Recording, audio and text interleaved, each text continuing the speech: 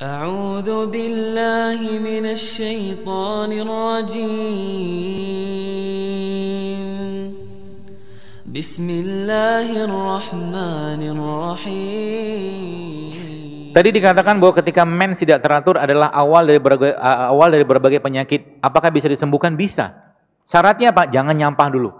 If you want to cure someone, kalau Anda mau ngobatin seseorang, ask them to stop what make them sick.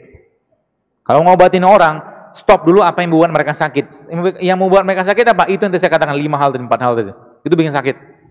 Sama satu lagi, semua makanan yang diolah, diproses. Saran saya, jangan jadikan makanan tiap hari. Kalau Anda pengen camilan bawa dari rumah, bawa buah, ya bawa kacang-kacangan, itu jauh lebih baik daripada Anda beli yang kemasan-kemasan itu, teman sekalian.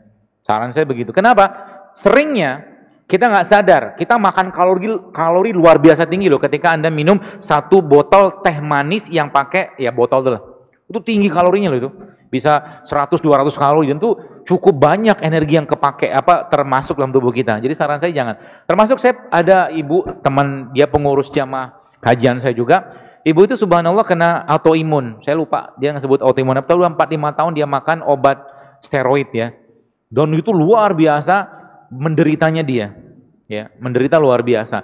Dan umurnya 43 tahun gara-gara autoimun tadi dan gara-gara makan obat tadi akhirnya dia menopause. 43 tahun. Dan ketika diperbaiki pola hidupnya, jadi saya ngasih obat apa? Nggak ngasih obat, perbaiki pola makan, benerin makan. Ya, saya suruh dia minum ini namanya? Serai. Jadi saya suruh dia minum ini nih, karena ini kalau saya sering membahasakan ini steroid alaminya Allah. Serai ini kalau Anda minum itu efeknya luar biasa loh. Ya, steroidnya ini steroid Anda ini campur dengan madu sampai jeruk nipis itu efeknya luar biasa. Ini loh. Begini aja, lihat aja di browsing aja apa kandungan dari serai misalkan gitu tuh. Ya, akhirnya subhanallah apa yang terjadi? Dia ngatur pola baru 2 bulan, dia mens lagi loh. Bisa balik lagi. Kalau belum waktunya mati, nggak mati kita, tenang aja. Kalau belum waktunya menopause, kalau dia diperbaiki ya dia akan balik. Tenang aja. Makanya Islam itu, kalau boleh saya katakan, kita tuh nggak kenal anti-aging. Ngapain juga minum suplemen anti-aging? Kalau Anda rutin puasa, makan beginian, pasti baik badannya. Gitu loh. Karena ini anti-aging semua di sini. Kunyit apalagi.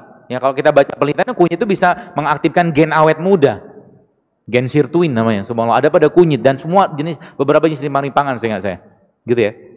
Jadi bisa diperbaiki. Salah satunya apa? Nanti coba ibu atau mbak ini, pastinya mbak ini atau ibu lah. Ikutin yang ada saya share, namanya 7 Day Challenge JSR di IG. Ikutin polanya di awal, itu tulisan saya di awal tuh. Ya, itu untuk pola bersih-bersih badan kalau bahasa saya. Ya. Nanti akan balik lagi insya Allah mensnya. Apalagi ibu-ibu boleh menggunakan yang mens bermasalah pakai namanya seed cycling. Seed cycling itu kita menggunakan beberapa jenis biji-bijian. Ada 4 jenis biji-bijian dari hari pertama sampai hari 14, kemudian hari 14 sampai hari ke-28. Ya, itu bisa pakai. Nanti di IG banyak tuh. Hashtagnya seed cycling. Ya, seperti itu. Saat ini saya sedang program hamil dan mengkonsumsi biji-bijian yang ada di IG dokter. Saya didiagnosa dokter kandungan bahwa sel telur saya kecil. Setelah selain biji-bijian ada tambahan lain selain biji-bijian? Ada. Semua produknya lebah itu bagus. Semua produknya lebah. Ya, apa itu? Ya, madu, bipolen, royal jelly, propolisnya, makannya terus setiap hari.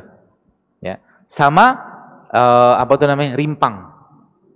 Rimpang yang paling bagus apa? Untuk memperbaiki perut kita sama ginjal kita. Saya sarankan 2 sebenarnya. Pertama, kalau Anda mau bikin infus juga nggak apa-apa tuh. Anda cemplungin kayu manis, jahe, sama kunyit. Minum tiap hari itu. Nanti spermanya jadi lincah. Gitu. Dan kalau Anda minum gitu, sebenarnya apa yang terjadi kemudian? Terjadi kemudian nanti insya Allah sebenarnya tubuh akan nge-recover sendiri gitu. Ya, tubuh kita tuh bisa nge-recover sendiri kalau bahan bakarnya atau bahan bakunya cukup, itu kata kuncinya. Bahan baku dapat dari mana? Dari protein, dari vitamin, dari asam amino. Seperti itu, ya. Saya sudah nikah 2 tahun tapi belum hamil, sama ada riwayat operasi kista ovarium, padahal dari haid selalu lancar. Sarannya Pak, Saya nggak tahu ibu ini makan apa ya, tapi besar kemungkinan sebagian besar masalah-masalah kehamilan, terutama kayak kista begini itu gara-gara, setahu saya sih, over estrogen. Over estrogen banyak dari mana? Salah satunya dari ayam. Ayam potong. Ayam potong itu sekarang nggak disuntik, sudah pakai pakan. Pakannya ada antibiotik, ada hormonnya di situ, supaya bisa cepat dipanen. Normalnya ayam dipanen, karena saya dulu pernah ternak ayam, jadi tahu. 35 harian. Tapi ayam-ayam yang dikasih kayak gituan tuh 25 hari bisa panen. Tapi ada tapinya. Teman-teman pernah lihat ekosistem? Mana pernah tahu segitiga sistem? Yang dulu kita SD SMP, yang paling tinggi siapa? Manusia. Pemangsa tertinggi. Dan ketika ada satu kelipatan, misalkan di produsen masuk produsen 1, produsen 2, produsen 3, produsen 4 gitulah. Itu ketika ada keracunan, maka setiap kenaikan produsen, maka keracunan tadi akan terduplikasi. Artinya yang paling banyak racunnya siapa? Manusia. Tapi maha besarnya Allah, kita nggak langsung mati. Jadi jangan khawatir yang masih makan mie instan, tenang aja, nggak langsung mati. Aman kok. Tapi, ada tapinya, Anda sedang mempersiapkan satu gerbang atau pintu-pintu yang Anda buka untuk penyakit-penyakit berat. Dan sedihnya kita jadi makanan hariannya mas sekarang. Ya. Jadi itu ya, Ibu yang tanya ini. Dan ada hashtag saya di IG namanya resep wanita JSR.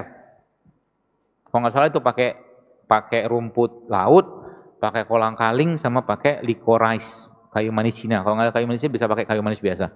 Itu untuk membersihkan ginjal. Ya, sama satu lagi apa? Sama satu lagi seledri di jus.